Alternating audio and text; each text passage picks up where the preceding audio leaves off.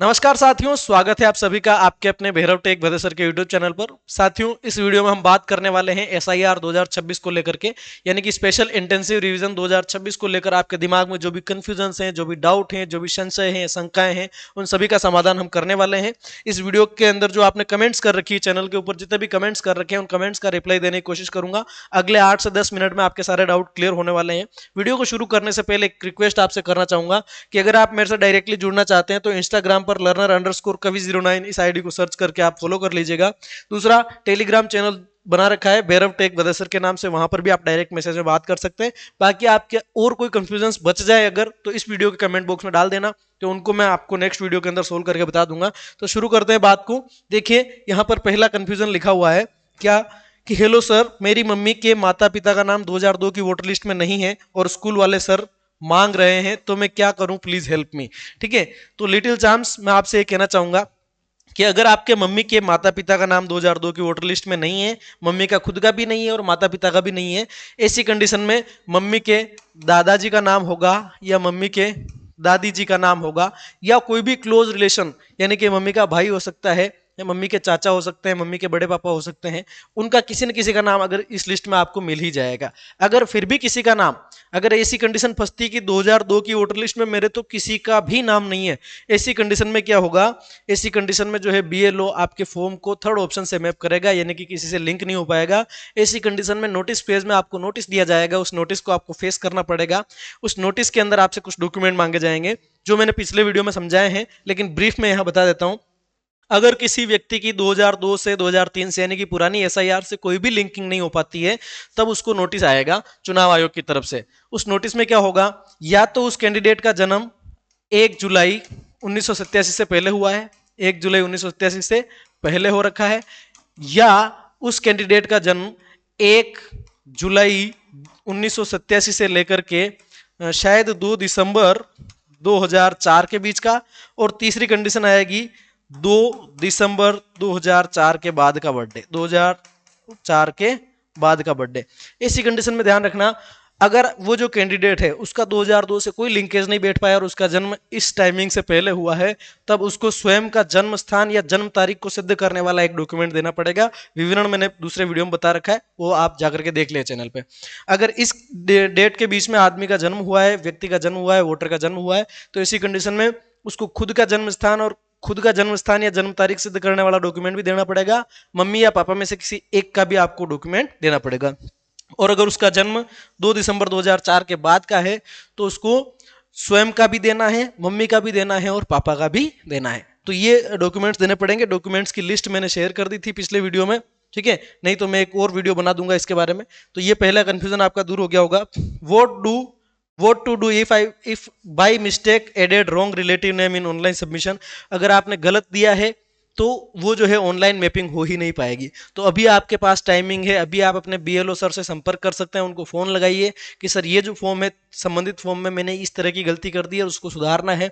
अगर उन्होंने phone online नहीं किया होगा अभी और उसमें एडिटिंग का ऑप्शन आ रहा है वैसे, तो वो एडिट कर देंगे। चढ़ा भी दिया है तो फॉर्म को एडिट किया जा सकता है, तो वो एडिट कर देंगे और सही डिटेल उसके अंदर डाल देंगे। फिर भी अगर ये नहीं हो पाता है तो ऐसी कंडीशन में आपको भी नोटिस आएगा, तब आपको भी वो डॉक्यूमेंट देने पड़ेंगे। ठीक है, ग्रुप 2 की ग्रेड A7, चलो ये शाला दर्पण का मसला है, बाद में बताऊंगा। संडे 7 का है, बिल्कुल सर मानवीय भूल है, मानता हूं इस चीज को। 7 का संडे, मैंने 6 का बता दिया होगा। ठीक है, 8th की मार्कशीट वैलिड है कि नहीं, तो इसके अंदर देखिए दोस्तों, 8th की मार्कशीट की अगर हम बात करें तो 8th की मार्कशीट को वैलिड नहीं माना गया है ना? और अगर 8th की मार्कशीट बोर्ड से, किसी मान्यता प्राप्त बोर्ड के द्वारा 8वीं की मार्कशीट बनाई गई है, तब वो वैलिड है। वैसे इसके अंदर मैट्रिक लिखा हुआ है, शैक्षिक प्रमाण पत्र आप दे रहे हैं तो 10वीं या 12वीं का शैक्षिक प्रमाण पत्र चलेगा आपका, है ना, या मान्यता प्राप्त विश्वविद्यालय की कोई डिग्री है तो वो चलेगी। 8वीं और 5वीं को नहीं मानेंगे। फिर चुनाव आयोग के ऊपर है, वो अगर उसके अंदर रिलैक्सेशन देते हैं तो अलग बात है। फिर है अगली कमेंट, दीपायन सूत्रधार, मेरे फादर का है 2002 में नाम, तो मेरे फादर और मेरा तो हो गया, लेकिन मेरे मदर का, माँ और पापा किसी का नाम नहीं है 2002 में, अब क्या करा जाए, और वो दोनों जिंदा भी नहीं है। मम्मी के मम्मी के पापा मम्मी का भी नाम नहीं है और मम्मी का खुद का भी नाम नहीं है, तब वही कंडीशन है ऊपर वाली, मम्मी के दादा का होगा, मम्मी के दादी का होगा, चाचा का होगा, मम्मी के बड़े पापा का होगा, किसी का नहीं है, तब मम्मी के आप ये डॉक्यूमेंट ले जा करके दे दीजिएगा। ठीक है, जब आपसे पूछा जाए, नोटिस आपको थमाया जाएगा तब, है ना। कोमल चौबीसा जी पूछ रहे हैं कि सर आपने जो तरीका बताया है उससे नहीं हो रहा है, नेम डिलीट, इसमें एक वार्निंग आ रही है, the student details can not be deleted, उससे मैं, हैं? चलो इससे अगर नहीं हो पा रहा तो इसका मैं देखूंगा, ये अलग मसला है। एसआईआर को केंद्रित करके बात कर रहे हैं अपन। सर मैं दिल्ली वोटर हूँ, मेरे 2002 की लिस्ट में नाम है, लेकिन मेरे फादर का नाम, एड्रेस और उम्र गलत है, और 2025 की लिस्ट में नाम सब कुछ सही है, तो क्या करना पड़ेगा, प्लीज वीडियो बनाइए इस पर। तो मैं आपको बताऊं, उसमें कोई इशू वाली बात नहीं है। आपका 2002 की लिस्ट में जो है नाम है ना, उसमें एड्रेस और उम्र गलत है, कोई दिक्कत वाली बात नहीं। बस आप कंफर्म हैं, क्या आप श्योर हैं कि ये वही पर्सन है? अगर आप श्योर हैं तो आपको ये श्योरिटी अपने बीएलओ को देनी पड़ेगी कि सर कैंडिडेट यही है, चाहे वोटर लिस्ट में नाम गलत आ रहा है तो। ठीक है, तो आपके बीएलओ सर उसी गलत नाम से मैप करेंगे। मान लीजिए मेरी खुद की बात करता हूँ, ठीक है, मेरा नाम 2002 की वोटर लिस्ट में मान लीजिए अमन था, 2002 की वोटर लिस्ट में मेरा नाम अमन था, है ना, और मेरे कोई इपिक नंबर भी बिल्कुल अलग थे। ठीक है, चलिए अब जो 2025 की वोटर लिस्ट आई है उसमें मेरा नाम अमन नहीं होकर के राकेश है, यानी कि नाम पूरी तरह मैंने बदलवा लिया, है ना, और इस बार इपिक नंबर भी अलग है, लेकिन फिर भी मेरी मैपिंग इसी नाम से होगी। 2002 की जहां डिटेल डालनी है वहां मुझे अमन ही लिखना पड़ेगा, और यहाँ जो इपिक नंबर दे रखे हैं वही डालने पड़ेंगे। समझ में आया?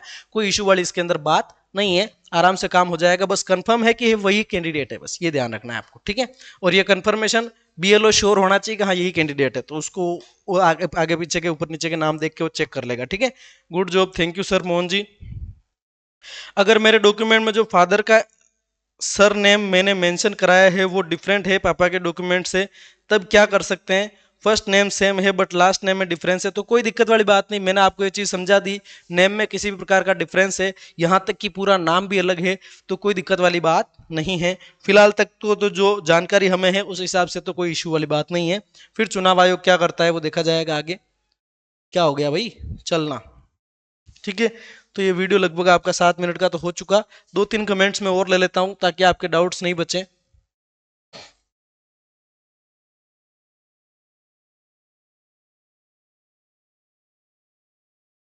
मैं वीडियो को थोड़ा सा बंद करके फिर चालू करता हूं। चलिए अगली कमेंट पर बात करते हैं। अगली कमेंट क्या है, चलो ये तो हमने देख लिया था। उसके बाद सर मैंने एड्रेस करेक्शन के लिए ऑनलाइन फॉर्म 8 फिल किया है, तो क्या मैं पहले वैलिड जगह से एसआई और फॉर्म भर सकती हूँ, क्योंकि अभी तक कोई अपडेट हुआ नहीं है और मेरे पास 2002-3 की भी इंफॉर्मेशन है, या फॉर्म खाली छोड़ के शिफ्टेड दिखाना पड़ेगा?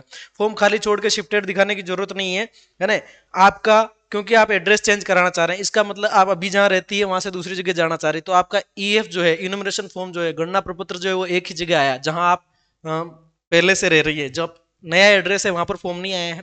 ठीक है, तो आपके फॉर्म में एड्रेस चेंज नहीं हुआ है, कोई दिक्कत नहीं। जिस जगह पे आपका इन्यूमरेशन फॉर्म आया है वहां से इस इन्यूमरेशन फॉर्म को भर के सबमिट कर दीजिए। जब आपका एड्रेस चेंज हो जाएगा तो आपका नाम यहां से वहां शिफ्ट कर लिया जाएगा, कोई दिक्कत वाली बात नहीं। अगर अभी खाली छोड़ देंगे, वहां सामने भी फॉर्म नहीं आया है, तो आपके लिए भविष्य में दिक्कतें खड़ी हो सकती है, आपको फॉर्म भर के देना है।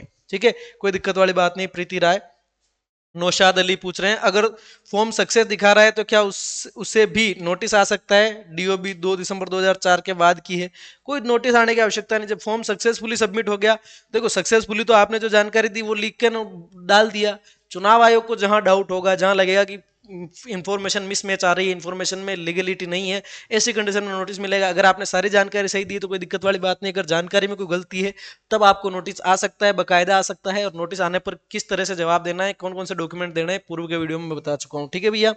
हाँ सर, अगर निवास प्रमाण पत्र एक्सपायर है तो चलेगा, क्योंकि 1 ईयर की वैलिडिटी, उससे क्या दिक्कत है? उस टाइम का होना चाहिए ना, एक्सपायर तो हो गई। जब आपसे पूछा जा रहा है कि निवास प्रमाण पत्र लाओ, कोई 1987 से पहले का है, तो 85 में उसने निवास प्रमाण पत्र बनाया सर, तो अभी थोड़ी वैलिड है, बट वो होना चाहिए आपके पास।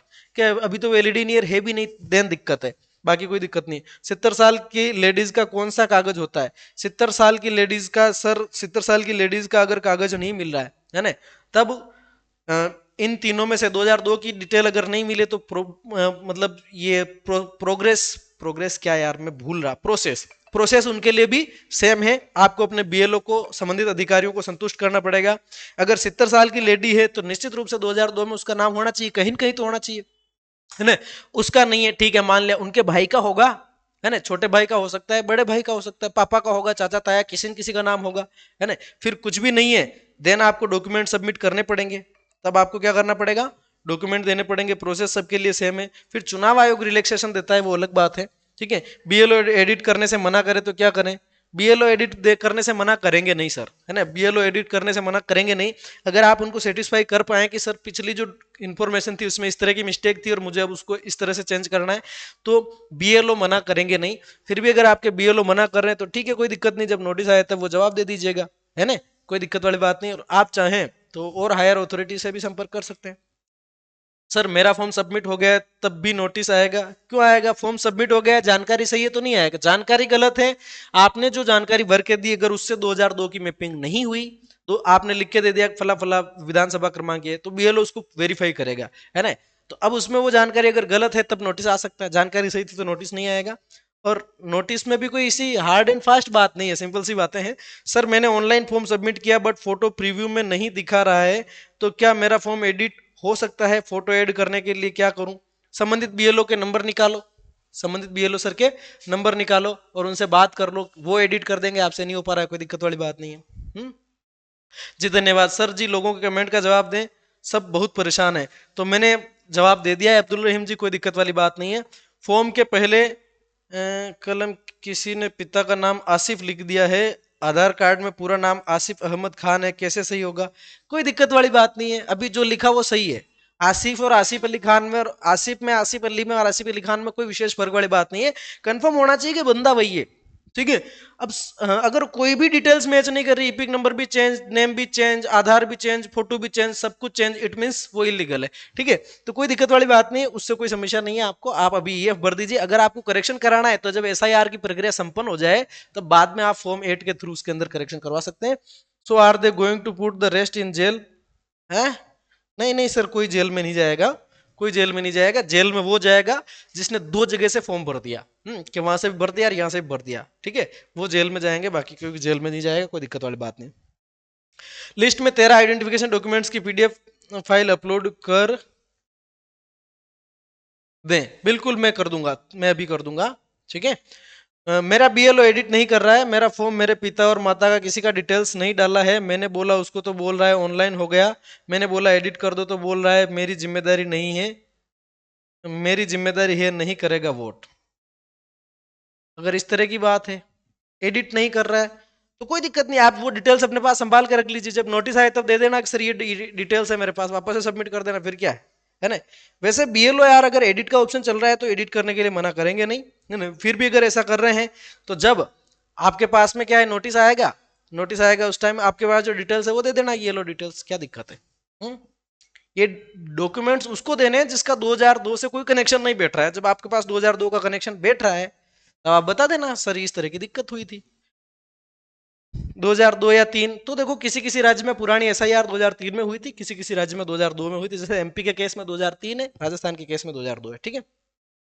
सर मेरे ख्याल से जिसका नेम लास्ट एसआईआर में कट गया है उससे वजह से कि उन पर्सन लास्ट एसआई में प्रेजेंट नहीं था बट उसका पहले का रोल है, उन पर बिफोर लिस्ट एक्सेप्ट करना चाहिए।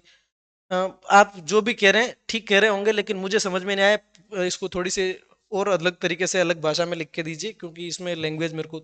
सर पैन कार्ड चल जाएगा क्या, प्लीज बताएं, पैन कार्ड को एप्लीकेबल नहीं माना है फिलहाल के लिए, लेकिन मैं डॉक्यूमेंटेशन अभी आपको बता दूंगा नेक्स्ट वीडियो में।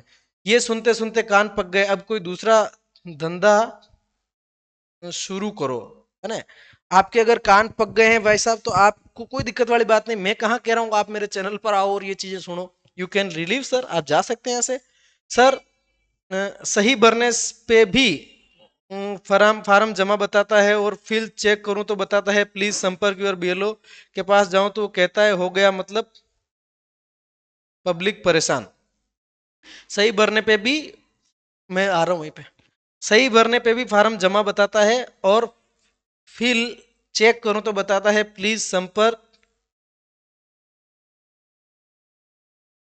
बीएलओ, के पास जाऊं तो कहता है हो गया, मतलब ठीक है, हो गया तो हो गया यार, अब क्या करें, फॉर्म जमा हो गया, कोई दिक्कत ही वाली बात नहीं। अगर आपके पास लीगल डॉक्यूमेंट्स हैं, बीएलओ अगर मिस्टेक कर रहे हैं तो बीएलओ सर उसकी सजा भुगतेंगे, कोई दिक्कत वाली बात नहीं। आपने सारी चीजें सबमिट कर दी है, कोई दिक्कत नहीं। अब आपके अगर इस स्थिति में नोटिस आता है, नाम कटता है, तो फिर आपको डॉक्यूमेंट्स ले जाके देने पड़ेंगे और संबंधित बात बताइएगा अधिकारियों को, सीनियर अथॉरिटीज को। हर देखो, लोकतंत्र की खूबसूरती ये है कि हर जगह जो है किसी भी अधिकारी के ऊपर सीनियर अधिकारी काम कर रहे हैं। हर व्यक्ति संविधान की बाउंडेशन के अंदर है, कॉन्स्टिट्यूशन की बाउंड्रीज उस पर लागू होती है। ठीक है, तो कोई दिक्कत वाली बात नहीं है, आप निश्चिंत रहिए, आपको सारा जो है सॉल्यूशन मिलेगा, कोई दिक्कत नहीं है। ऑनलाइन फॉर्म सबमिट नहीं हो रहा है, 405 नॉट अलाउड शो कर रहा है, हाउ टू सबमिट। ऑनलाइन का तो अब देखना पड़ेगा यार, फिलहाल आप डेट बढ़ गई तो बीएलओ से संपर्क कर लो ना, वहीं से घर से भरवा दो यार। I am also facing same problem. चलिए, देहरादून वाले भैया बहुत बहुत धन्यवाद। तो मिलते हैं अगले वीडियो में, तब तक के लिए धन्यवाद। वीडियो थोड़ा लंबा हो गया, ठीक है दोस्तों। Thank you so much for watching this video और कीप सपोर्टिंग। मिलते हैं अगले वीडियो में, तब तक के लिए धन्यवाद। डॉक्यूमेंट की लिस्ट आपको नेक्स्ट वीडियो में मिल जाएगी, ठीक है, सब्सक्राइब कर लेना चैनल को।